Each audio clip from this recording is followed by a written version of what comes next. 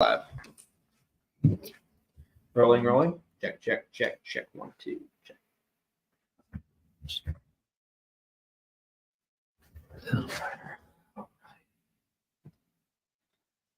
Some person sitting in their house like, oh, I guess I'll watch this. Fine.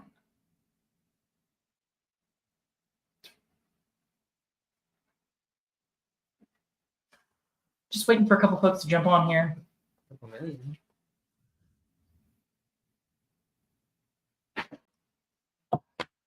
This sucks. Whoa, what the heck is that? A little question mark? Guess the There we emoji go. didn't come through. What's up, guys? Barrel. Yeah.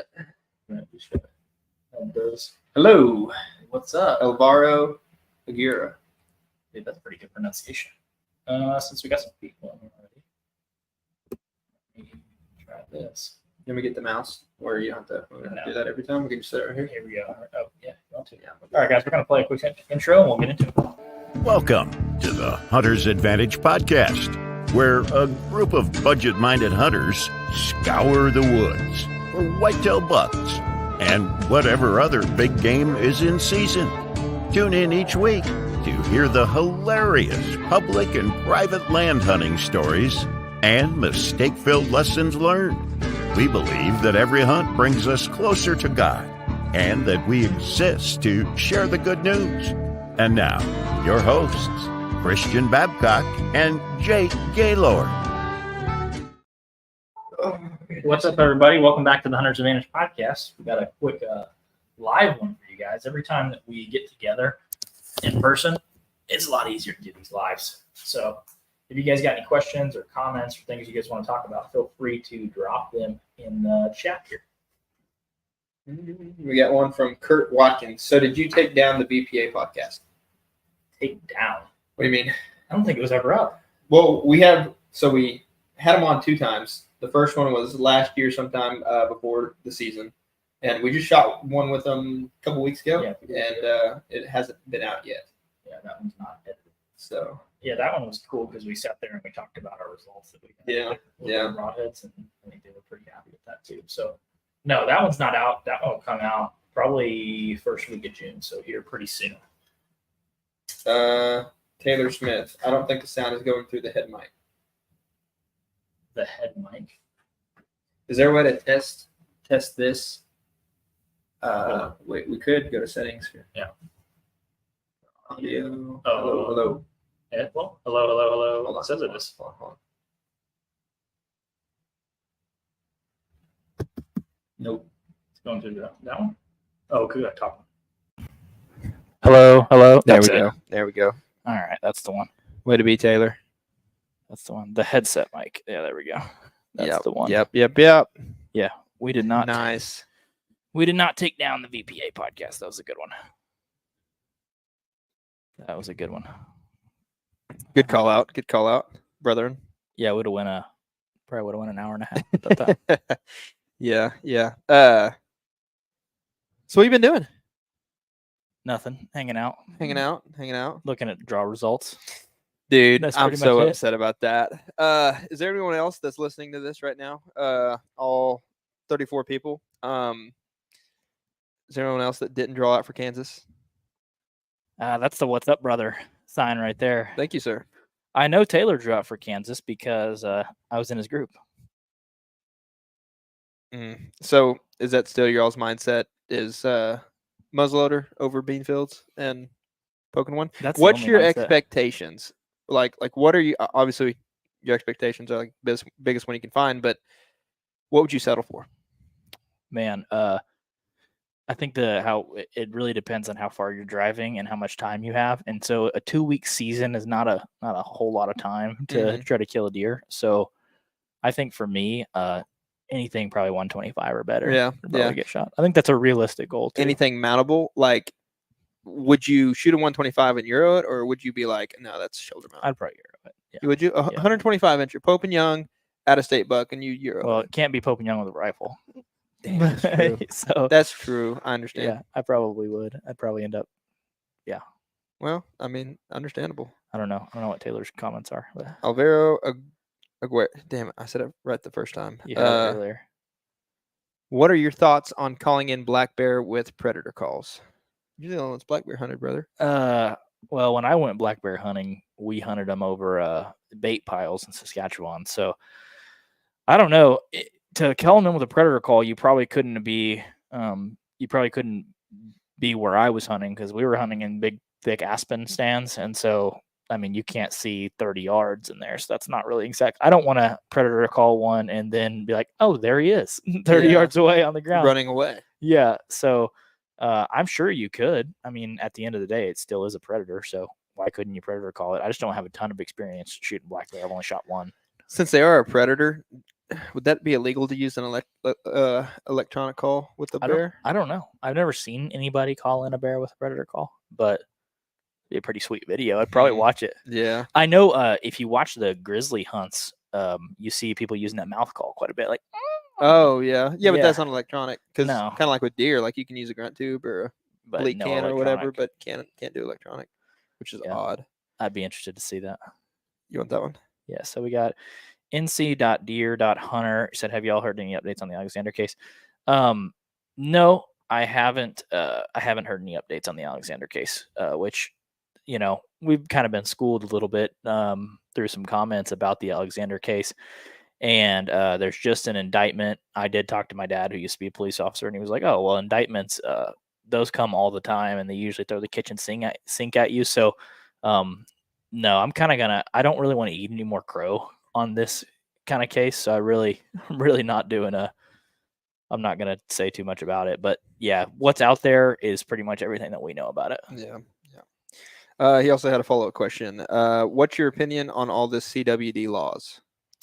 Yeah, that's interesting. I'm kind of stuck between the two sides of the argument, which is like, one is like, hey, Bronson Strickland's, we had him on the podcast, and the idea that, like, yeah, this is a pretty big disease, we're trying to figure it out. And then somewhere between that and Don Higgins is like, this is a political disease. Yeah. Pretty much a way to manipulate management of deer through, similar to COVID. So you think it's a problem? Like it is a problem, but it's not as big as people think it is. I just don't think people know. I think the reality of it is people don't know how big of a problem it is. Like, CWD has been around since the 50s or the 60s. It started in Colorado, I think is what it was. But I know it's one of those things that people say, like, do deer die of CWD or they die with CWD? It's just kind of like COVID, you know, you die of pneumonia, but they're like, well, he had COVID, so he died of COVID. Yeah. I don't know. Honestly, don't know too much about it, but it's interesting to hear people talk about CWD, because Oklahoma, you saw what they were doing with CWD.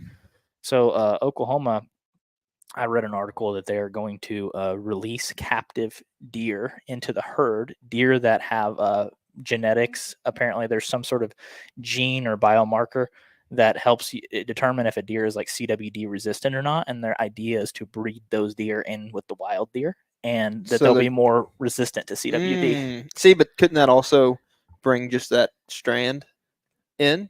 I don't know. In a way, because if they're resistant, let's say they built up some sort of antibodies because maybe they lived in that area and they didn't die from it. So maybe they have some sort of special antibodies that they however they did accumulated from being there. So they're just going to locate them here and be like, well, hopefully they don't get sick.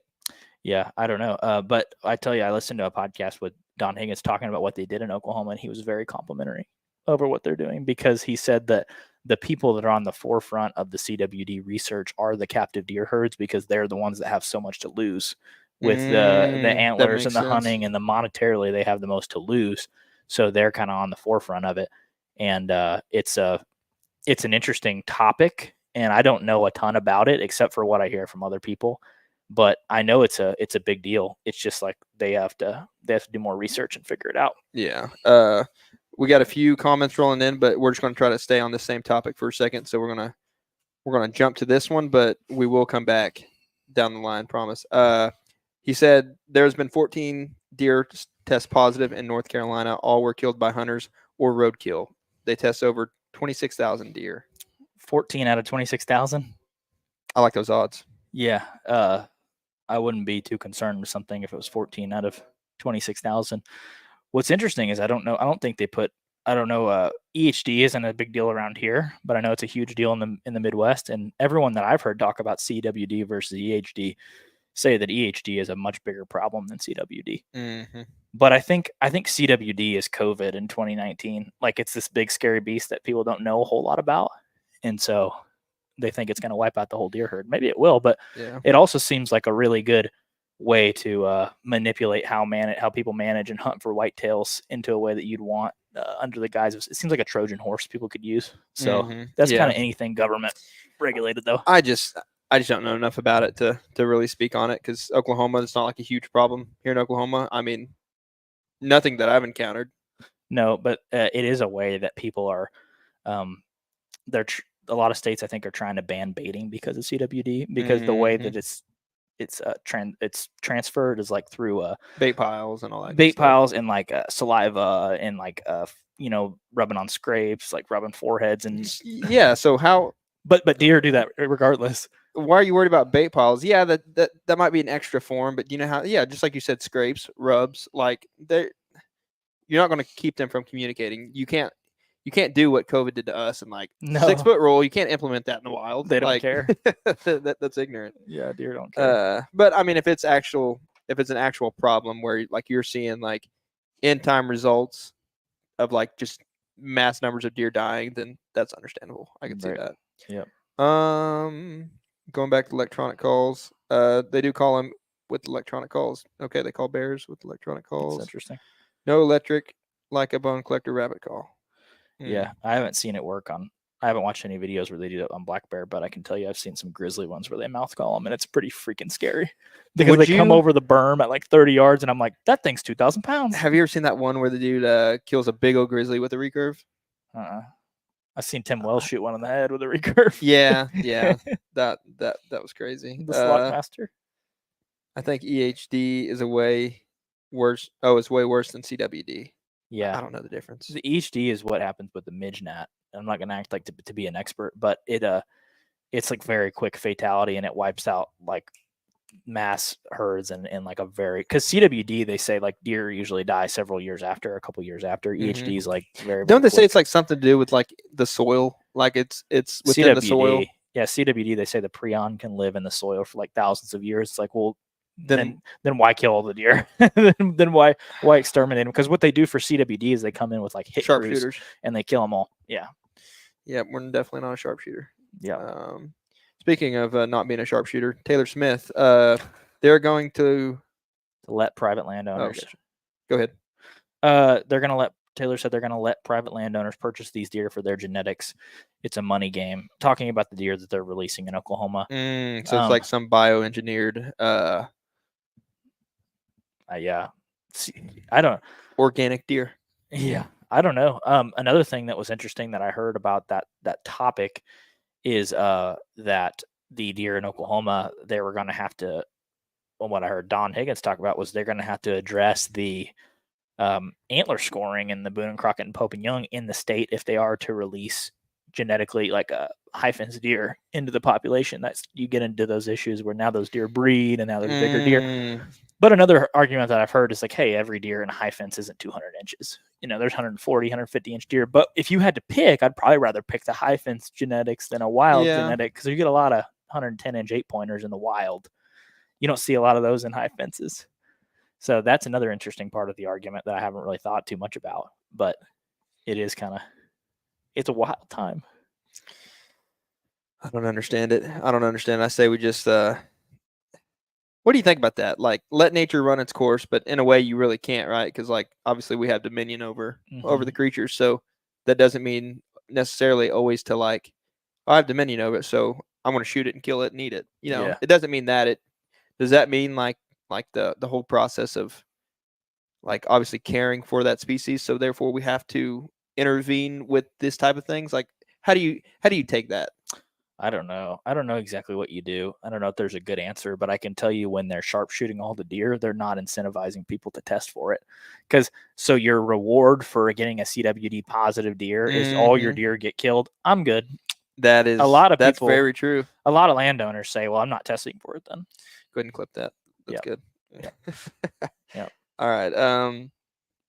in North Carolina, in the CWD area, you can't bait in off season, but bait during the season. I don't understand their reasons. Yeah, that makes perfect sense. unless they're like, okay, germs like warm weather because that's where how germs multiply. Unless they were doing something like that, I don't know. But that really doesn't make sense to me either because they're probably most active. Now, granted, I know they bachelor up during the summer, right? And then as soon as testosterone starts flowing, they start dispersing a little bit, but that doesn't help the doe groups any. So I don't understand. I also give wildlife agencies grace because if I had this problem, I'd be like, I don't know how to solve it. Yeah, either. lose problem. Yeah, Kind like of weird. here's the thing: you do any action is going to get criticized by people, especially the court of public opinion. So I do have empathy for people that are trying to manage deer herds for a state because it's definitely not easy.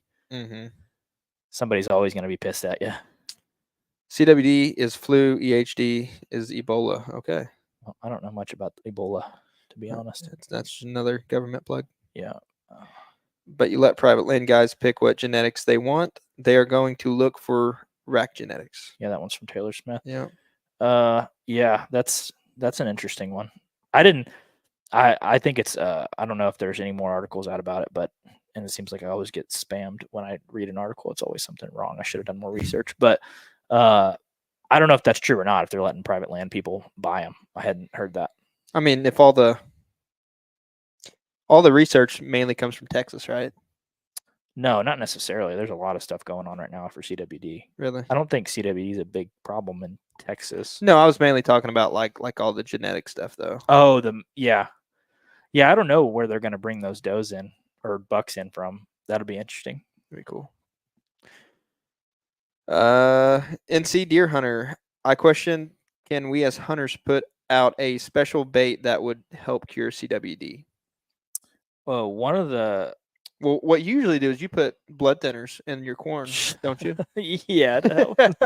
One little needle prick and they just bleed out. Yeah, if you miss low, you just nick a leg Yeah. and you're done.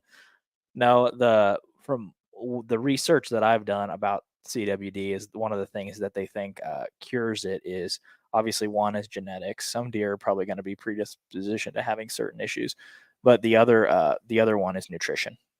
They think that nutrition is a reason or is a way to help cure CWD, which I guess we'll see. And he said he had another follow-up said, or at least to help slow it down. Yeah. I don't know. I'm glad that we have people that it's their sole job to research this kind of stuff because way above our pay grade. It's way above. Yeah, I don't know. Say that in the main article. Yep. Yeah, makes sense. You got this one. How do you say that? Alvaro Aguera? Is that how you say it? I'm guessing. How do you find deer in an area with such large fields and little to no tree cover? Seems like it'd be hard here in North Dakota, and I have no experience for this state. That's a good question. With large fields and little to no tree cover. That's kind of Kansas situation. Yeah. Man, I would look for maybe where you do have trees.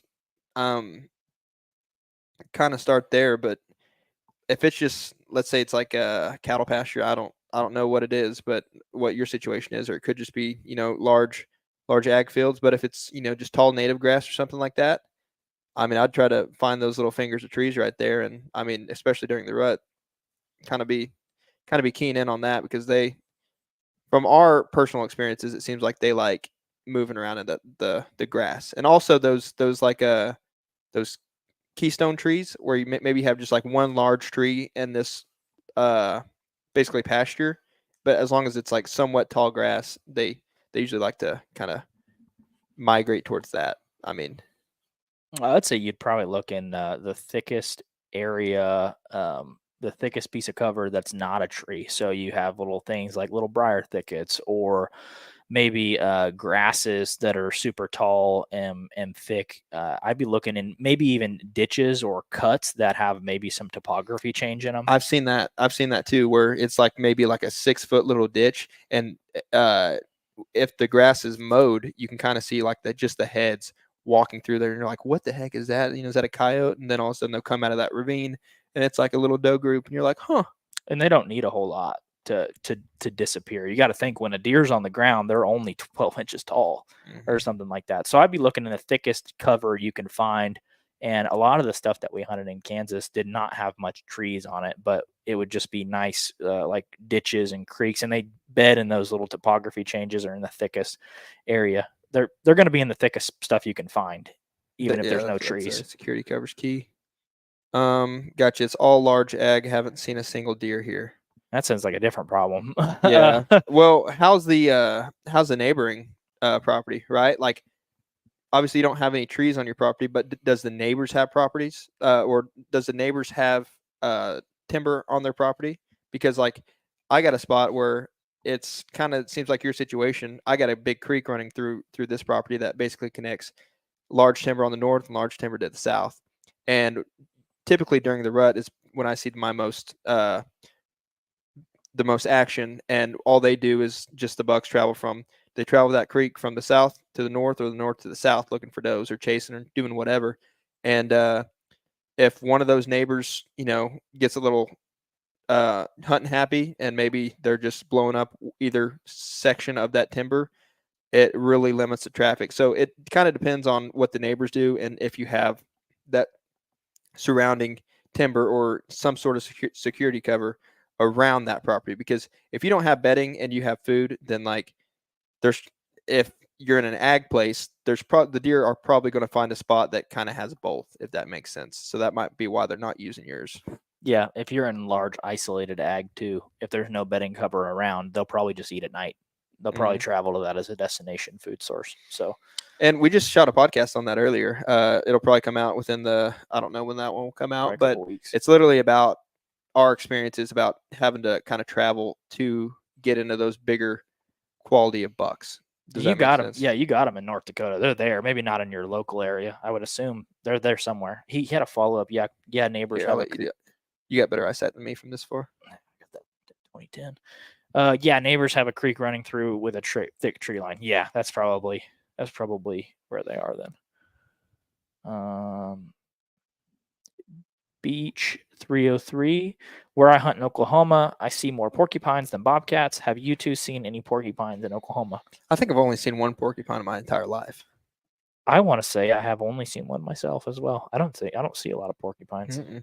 I don't know what part of Oklahoma you are with all the porcupines. I see more bobcats than I do porcupines, and I don't see. I want to say either. That's probably like northwest, isn't it? I don't know. I mean, obviously not like Boise City, like where the only thing is a yucca bush, but I'm thinking like closer to New Mexico. Yeah, maybe I'll respond. NC Deer Hunter said, "Look in the tallest grass in the field." Yeah, I think you're right on that one. Anything that offers cover, yeah. Anything that offers security cover. So let me ask you this: would you rather have security cover or food on your property? Security cover, no doubt.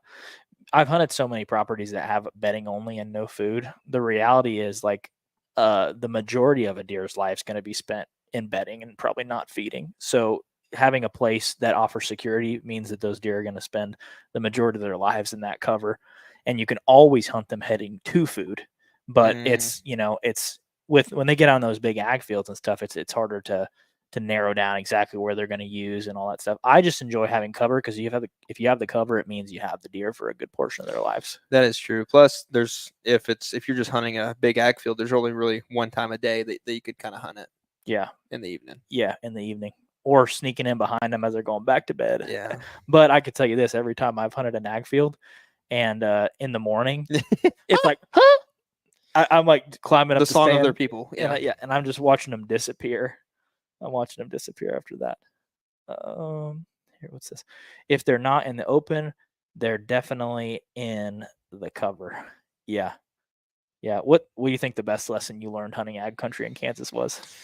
There's more deer there, it seems like. But the biggest lesson, so it's going to sound stupid, but we don't hunt ag where we are, right? Like where we spend most of our time on public is, kind of the mountainous stuff. So you're hunting, drainages and draws and basically pine tree stuff, right? Select cuts. Yes. So the whole bed to food it sounds stupid, was extremely new to me. Mm-hmm. And so like I thought I had the concept, but then when we were hunting with our buddy Jake Ayers, it made me open my eyes to how broad that phrase was, the bed to food. because at first it's like, okay, you're looking at this piece of or public, and it's like, okay, it has food and it looks like it has bedding right here.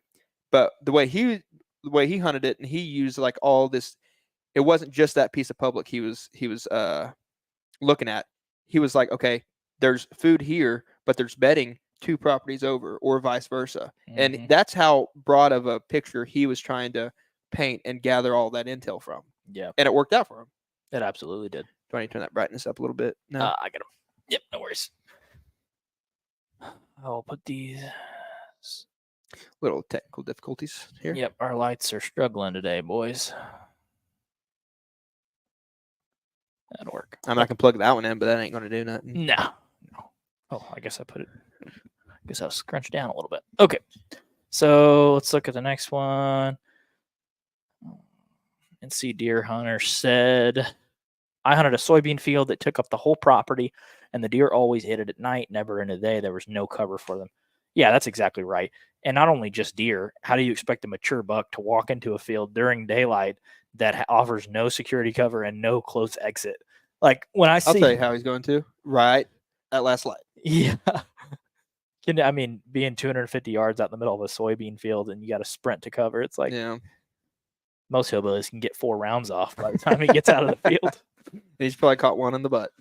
Yeah. I mean, you can't expect them to do that. That's why that's a good point on the ag stuff, is like looking at a broader picture. When you don't really think about it when you hunt small pieces of private, because you're like, this is all I have, so it doesn't matter. Mm-hmm. But when you're hunting a piece of public, or there's multiple pieces, and you're like, okay, he could be coming from 2 properties over, or that soybean that's half a mile away, I can get in between him and that bedding that's half a mile that way. And you got to think, depending on where you hunt, like if you're hunting the mountain and stuff, it's like, okay, 2 miles is a pretty good hike just because it's like this. But when you're talking ag country like Kansas or something, that ain't nothing for a deer. If that ain't nothing for a human to travel that far, when you're walking flat ground, like a deer, easily. Yeah, that's something I learned in the Midwest, is like, you think in the mountains, if a deer goes 600 yards, it might burn 100 calories because they're up and down, up and down. But in the Midwest, like destination food sources, you think about that term, that's a real thing, because there might be a food source 2 miles away that they're willing to travel to It eat. shows their body mass difference too. Oh yeah. Because those mountain bucks, skinny old bodies, large old racks. It looks like a Labradoodle with a good set of antlers on top. And it's just the amount of calories they burn, right? Now, it could do with the food, but there's a whole lot of food, a whole lot of browse. Yeah. In the mountain stuff too. Well, I mean, it doesn't seem like it from like our perspective, but like from a deer perspective, basically everything's food. But there, it's like, the big ag stuff. It's like, okay, they got beans or corn or whatever they're munching on, and along with the browse, and they don't have to burn all those calories. It's like, yeah, that it makes sense. Yeah, it does. And those Midwestern deer's body size is insane. I mean, a 2-year-old deer in Kansas is like a 6-year-old deer in the mountains. I mean, I remember that buck that I shot. It was probably a 2-year-old, the one I shot in Kansas, and I remember being like, "This is a big bodied deer. Yeah, like it's kinda not threw you for a small." loop. And I bet the one that Carol shot in Kansas was probably a 3-year-old. And that deer, he said, almost gave him a heart attack dragging it out of the woods, which is funny. Yeah. Beach 303 said he's in Blaine County, West Greer.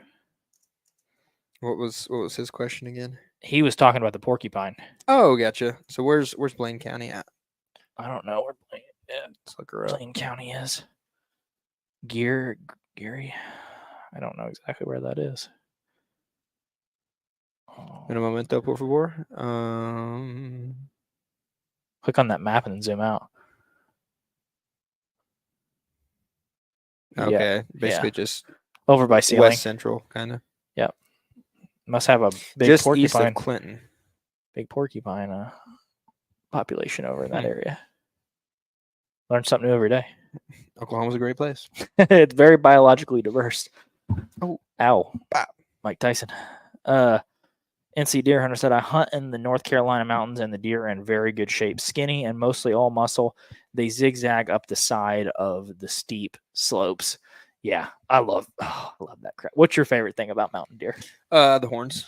like the it just seems like they have more chocolate horns, or like darker, those caramel horns. Mhm. I mean, every now and then, like if you're around Northeast or something, Oklahoma, you might have one that's like pretty dark, but there's nothing. Like it could be stupid dark or it could be like that nice caramel color, and it Mhm. just dude, it's awesome. I had one that busted. He winded me and That big busted 8? me, and he ran away, and he looked like just a caramel candy bar, the color, and it was the most gorgeous horn rack I'd ever seen. It was just Mm. which it's a stark contrast because you go. I think a lot of it has to do with the light, like how much light they get to their antlers. Because you see the Kansas bucks, they're almost snow white in a lot of the antlers, and it's like I think that something that has to do with not having any cover. There's sun constantly on the rack, So- bleaching it. There was some research done on that, and this has been probably a year and a half since I've read this, but so just stick with me. But it has to do with that, the amount of cover. Mhm. It also has to do with the type of trees that they rub on whenever they like shed their velvet and all that stuff. Mhm. And like there's like a mixture between the two on, is that better? Mhm. On like the amount of sunlight and the type of trees, because the type of trees, when they rub, the sap gets on the antlers and then the sun bakes it, and it's like that whole process of like oxidation type ordeal. That's interesting. So yeah, That's what causes it, huh? allegedly. Allegedly. Yeah. Yeah, that's really cool. Deer are really cool. Taylor said, "Any advice for a first-time hunter in Kansas asking for a friend? Who are you Hmm. asking for, me or Carol?" Well, I think between me and Christian, we have about 60 inches of bone in Kansas. So Mhm. your question would be better off elsewhere.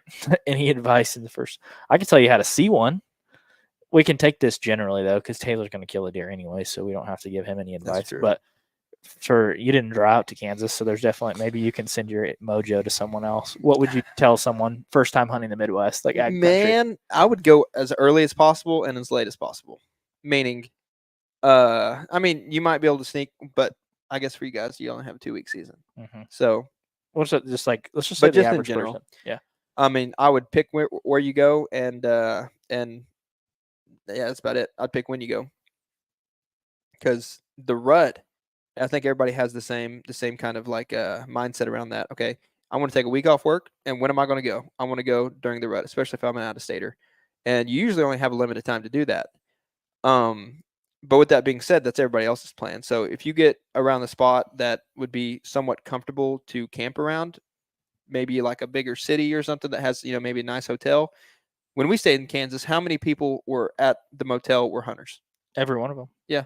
Every one of them had a Yeti cooler and something in the back of the truck, Mhm. tree stands. Yep. And every one of them was backed up against the hotel so their crap wouldn't get stolen. It's like, hey, no one's stealing anybody's stuff because we're all in the same boat here. Like, Exactly. but yeah, so with that being said, I seen some good bucks in November. They were definitely moving. Like it got really crazy to a point where like I was walking trying to find this. I was walking to my pin, and I was dead set on walking to that pin. So I was running by some like pretty good sign, but I was like, I just want to see what this looks like. It got to the point where I was like, I'm going to have to stop, because as I was walking, I heard something like start crashing through this little tree line. And so I just kind of stopped and just stood still for a second. One doe runs by, another doe runs by, and I'm thinking something's getting chased because I could hear something else.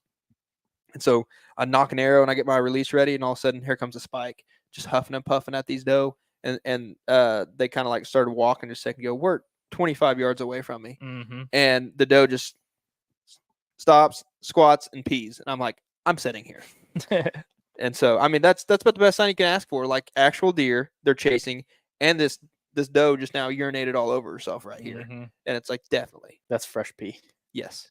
Yeah, I will say that the in November was the worst pressure I've ever seen in a deer hunting state was in Kansas. I mean, a lot of these places, like there's only a select amount of places you can actually park, and you go to these parking spots and there's 3 to 4 cars in each one of them, and there's not enough room for 3 to 4 hunters, especially with the right wind direction. And you're like, this is not going to work. That's very true. And it isn't like everywhere else where it's like, or at least where we're used to, it's like, okay, you do have to play the wind really well here. Because like in the mountain stuff,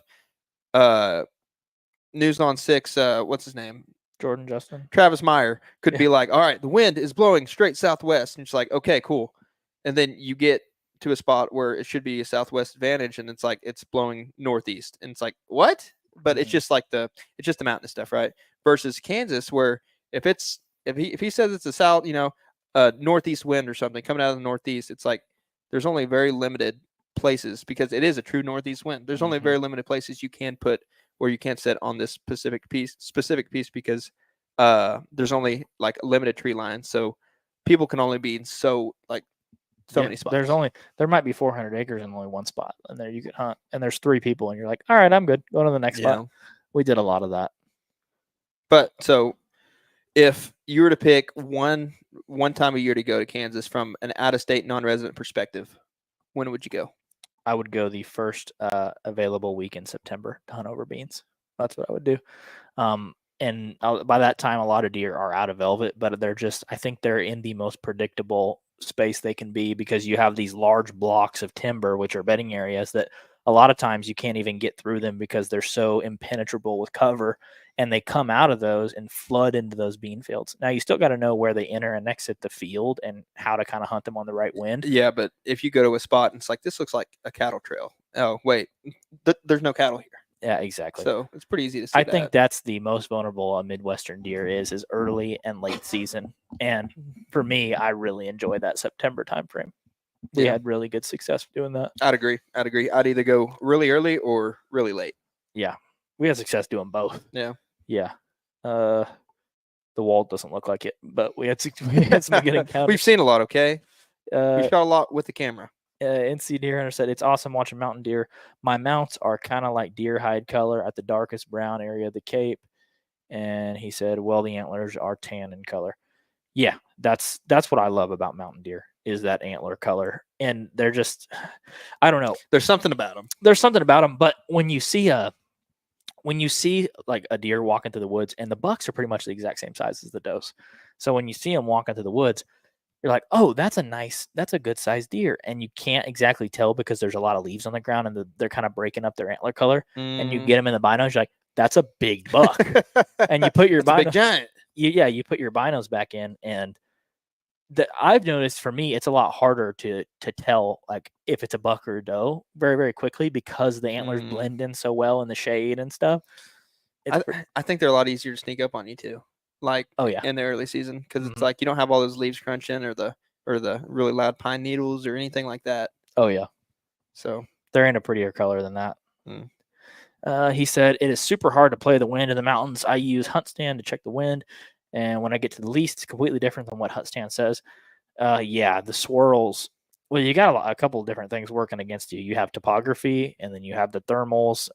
And then you get into some of those spots like the creek and stuff, and it's just weird. a good saying we use is if you sit in your tree and you're like, dang, the wind's hitting me in the back of the head, just shimmy. Where it's that- in your face. Yeah, shimmy around the tree and just look the other way. And what's hard about it too is when you get in these places where where almost everything is bedding cover, whether it's the tall native grasses or the select cuts or briars or whatever. A lot of times you're surrounded by cover, and you're like, well, I expect the deer to come from that way, but they can come behind me, they can come left, they can come right. That's another thing. It seems like they walk anywhere and travel where they want to. Mm-hmm. There's no like specific A to B. Okay, that's patternable. I guess that's the right word. They're a lot less patternable than like the ag country deer. They're very nomadic. I just think they bed according to the wind and all that sort of stuff. But what's really weird about them is like they'll come from that direction. And rarely do you see the same buck twice, but you'll see them come from that direction, and then the next time they'll come from the complete opposite direction. I had a buck that I shot on public that he came by me at 70 yards. He went up on the hill to the south, and then 2.5 hours later, he came around and hit me from the west. Like he had just circled all the way around and came back, and I was like, he's back where he started. He took a 2-hour loop for no reason. He came back underneath me. I was like, huh, that's kind of weird. He was onto you. No. Yeah. So you said ag, like if you're hunting Kansas, like ag country. You said you'd be there as a non-resident the earliest possible weekend you could go just to Right. hunt over food. So let's switch it up a little bit. You're a non-resident, not from Oklahoma, or maybe you're from Oklahoma. That camera's dead. Look at that one. It's already dead. We got a camera going out. Dang, that was a good question too. All right, go ahead. What were you saying? We'll wait. You need a battery? Yeah, do you have one? We'll see how charged it is. Actually, I have one right there if you just want to throw one of those in.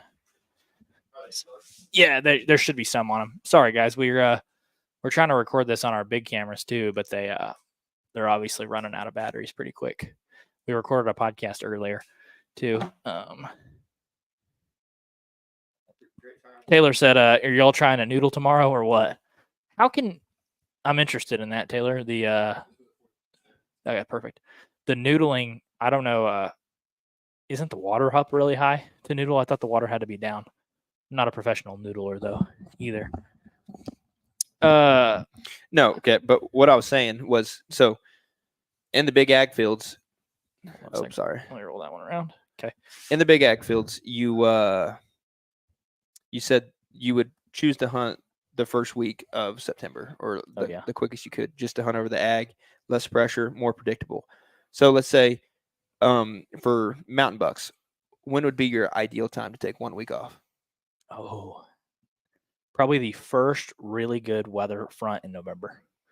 That's probably what I'd pick on a mountain buck. Why is that? Explain yourself.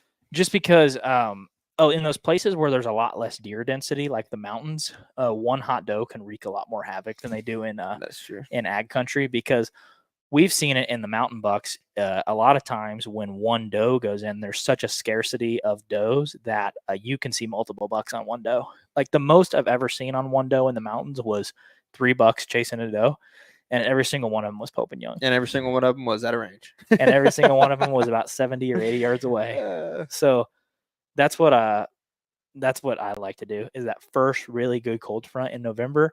And if you can be flexible with your work, that's usually the best. But and it's awesome because you'll see them. Me and Justin also hunted where there was 2 big ones chasing a doe, probably 2 like 140 pluses chasing a doe, and you just see the doe busting through the grass, and they're Could just you imagine?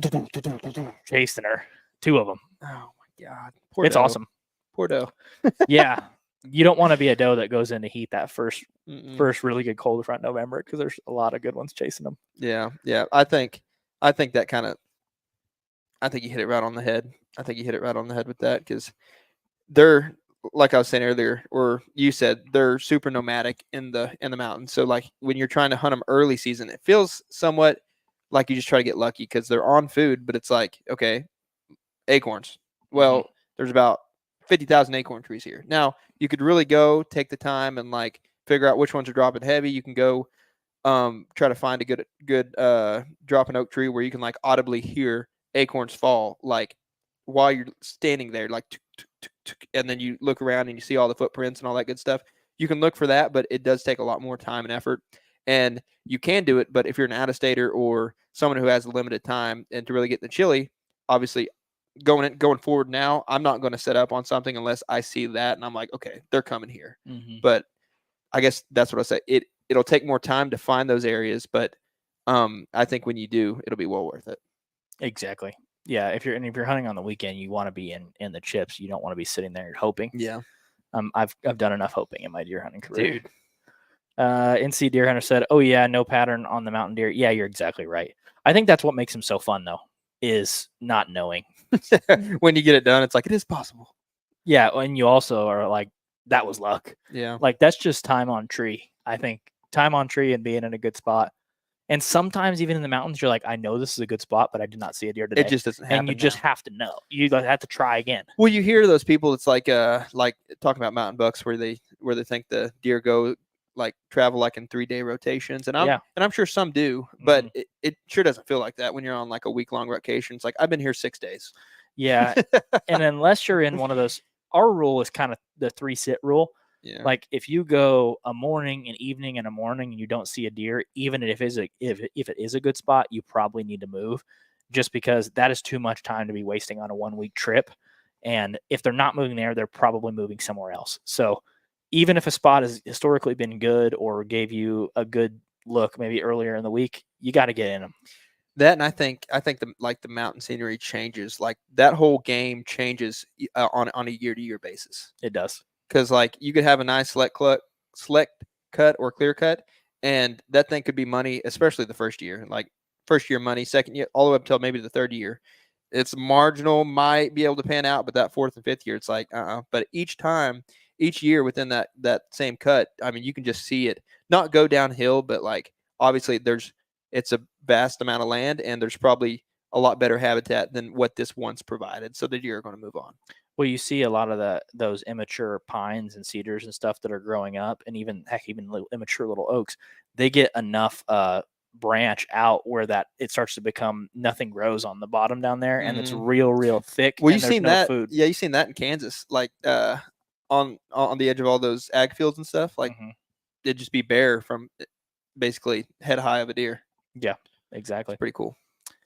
Taylor said water level has never personally affected me. Nice. It does me because I don't swim. Dude, holy crap, it's almost June. I can't believe that. It is catfish time. I didn't realize that.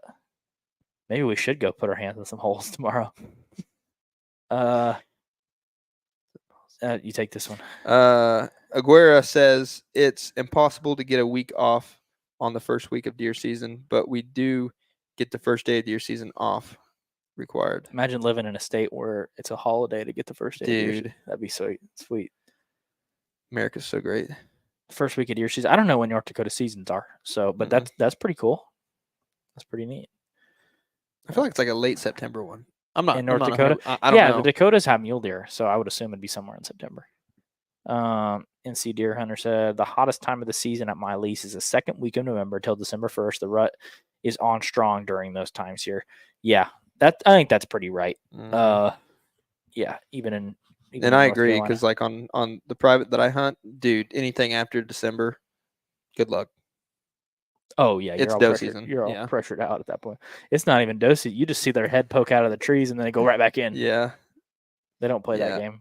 I go out there for a doe, and it's like I might see one. Hottest time of the season. Yeah, I think that timing's pretty good for most of the country right there, unless you're like in a far South Texas when they rut in like January. I don't know.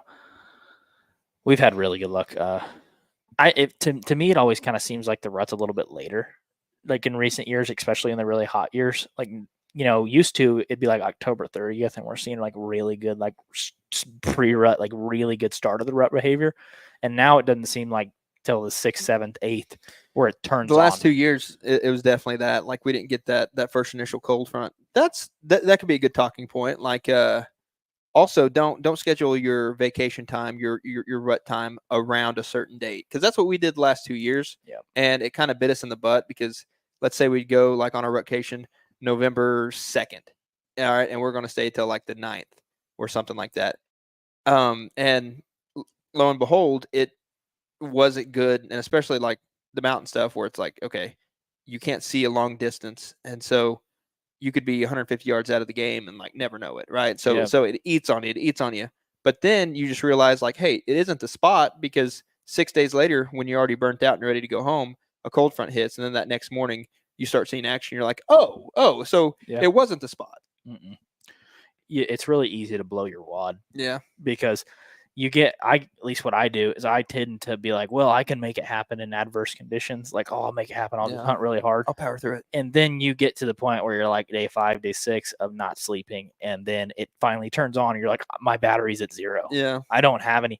So what we've talked about doing is, especially if you have flexibility in your job where you can kind of like say, hey, I'm going off sometime in these 2 weeks, like kind of just stand by. I'll wait for the weather.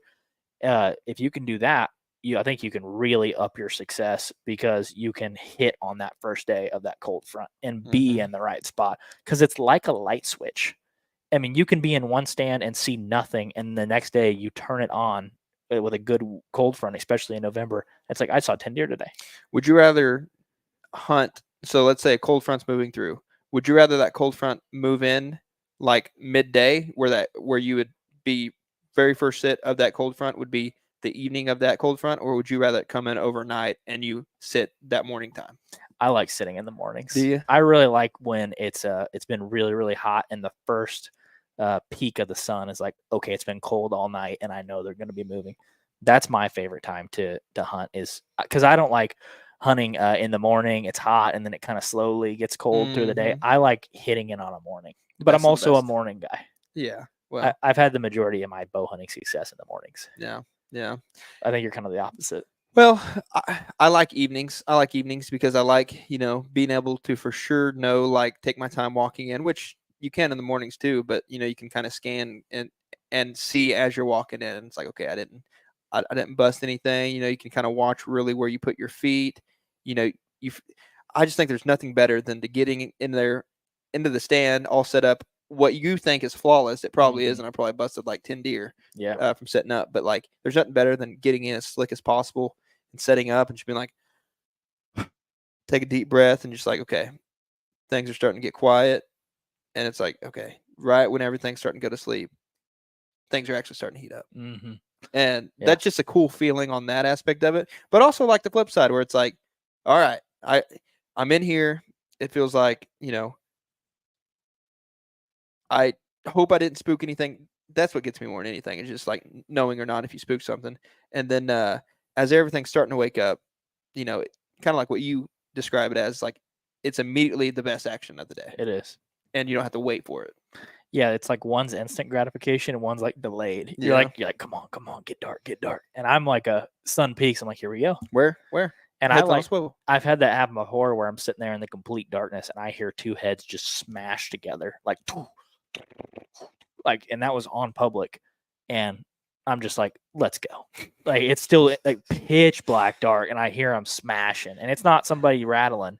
It's two deer going at it. And Yeah. I'm like, let's go. It's gonna be a good day. And I think I shot a buck that morning. It's like, this is sweet. That's what that's what it's kind of frustrating too, because like it'll almost be shooting light and it's like I can kind of see like the outline of things, you know, barely, and all of a sudden you hear something walking like 40 yards away from you. You're like, I can tell that's a deer, but I can't see it. So like it needs to hurry up and get light. That's when I use my binos because they got better Pull that spotlight out of your bag and be like, yeah, exactly. He said, I think he's talking about their rifle season where it said it's November 8th through 24th. Yeah, that sounds about right for a rifle season. That's awesome. NC Deer Hunter said, do you all ever make mock scrapes?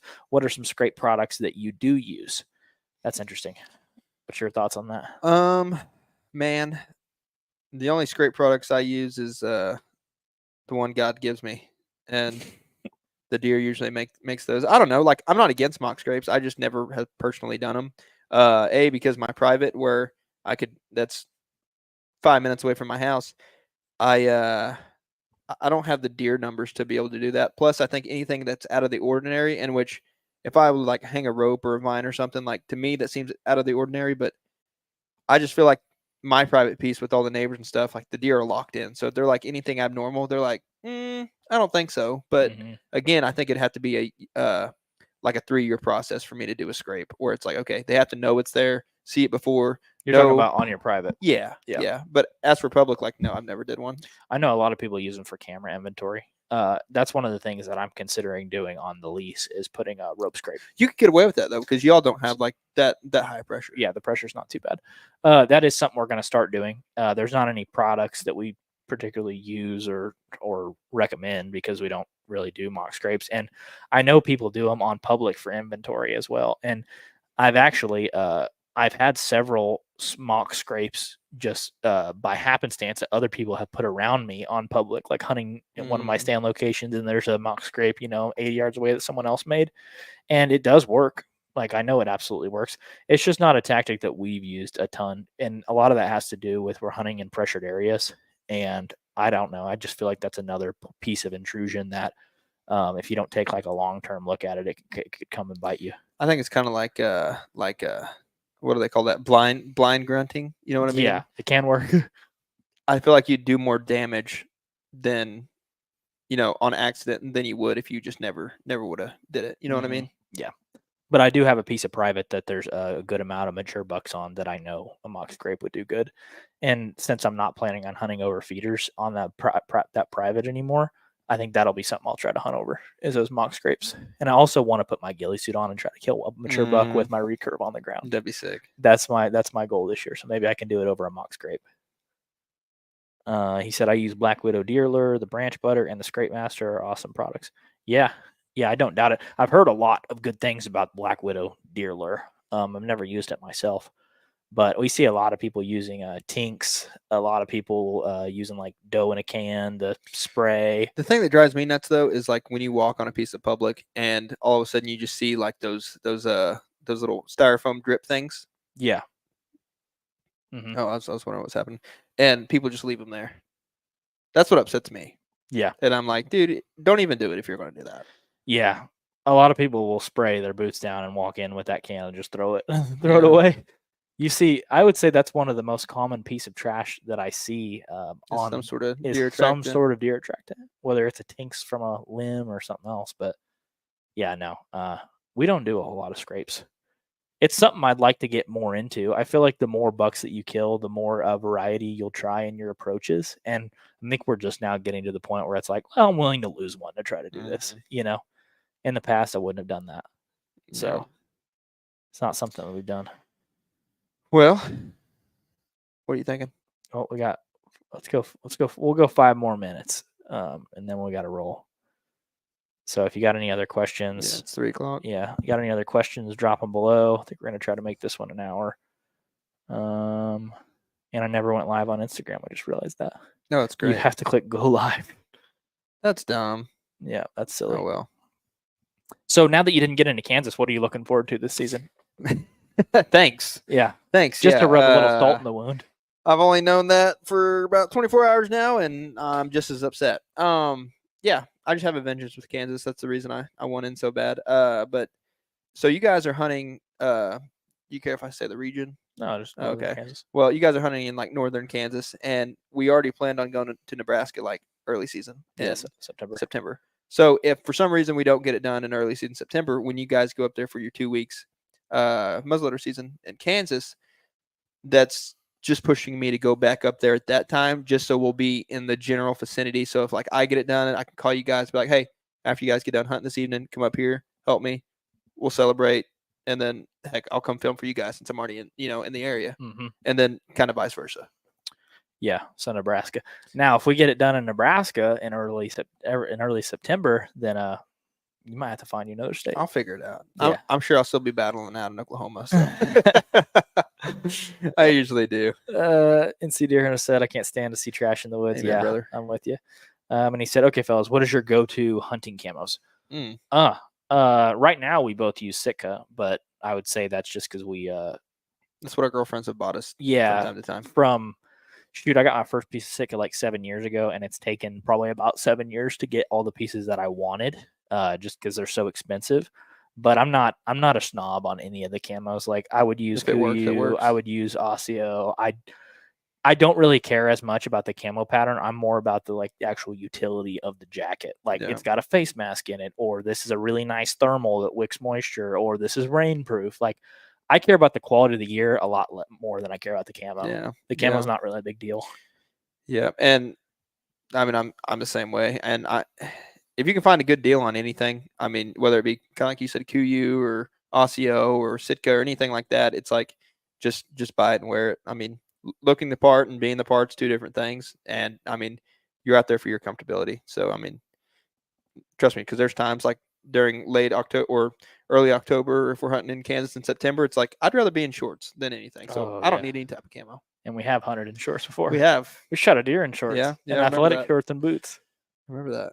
I remember that. He said, I'm trying to figure out what I'm changing to. I'm leaning towards Osseo myself. So I'll tell you this. Not that Joe needs a shout out or any endorsement from us, but the people that I've heard that have used Osseo really like it. And Joe seems to be a pretty much stand-up guy. And so if it's anything like the Sitka, like the more technical gear, the good layering systems, I would definitely give Osseo a shot. We haven't, but I would. I mean, I would. definitely would give it a shot. So, yeah, and it's good for whitetail bow hunters. That's what it's designed for. It's a pretty sweet pattern too with the owl, the raptor camo. All right, we'll do this. Good concept We'll behind do it. this last one. He said, "I'm hoping to get a moose hunt for 2024, but very limited Dude, tags." I That hope so. would be bad to the bone. A moose. I wonder where at. He's in North Dakota. So would it be a Shirish? That would Shiras. I always struggle saying it. Yeah, that would be now I can't say That's it. what I mean. It's hard. That would be a moose. Yeah, that's one of the littler All right, guys. varieties. Yeah, we need to stop. But yeah, Uh, moose hunt would be amazing. I put in for a moose in Colorado. I did not get it. And I'm going to put in one for one in Wyoming. Are the results out? For the everything but the elk, the mule deer, and the antelope. Okay, because I didn't put in for moose for Colorado. Yep, and I did not buy a preference point. So, yep. Yeah, we appreciate you guys tuning in. These are fun. Every time we're together, we're going to try to do one of these. Easier to do them in person. And also, and if you guys are hearing this from maybe Spotify or Apple Podcasts, or if this is already up on YouTube when you're seeing it and you're not watching it live, if you guys have any more questions or anything, for some odd reason, shoot us a DM if you want to tell us what we're doing wrong, right? If any concepts you all want discussed or anything like that, just give us a shout. Yeah, we're always looking for new questions and to meet new people. So we get messages every week, and it's awesome to meet some of you guys and hear your stories and what you guys are interested in. So feel free to shoot us a message, and we can connect there. If you're watching this on Apple Podcasts or Spotify, make sure to leave us a rating and review. 5 stars. If it's not 5 stars, just please don't leave it. So, and these lives aren't the only thing we do, right? Like we sometimes have guests on. Might just be an internal, not live, that we discuss like maybe our future plans, or we have hunt talks, or yeah, just we have all kinds of formats for the show. Right. So make sure to subscribe and leave us a rating and review wherever you're listening or watching, and we'll catch you guys in the next one. Jesus loves you. Bye.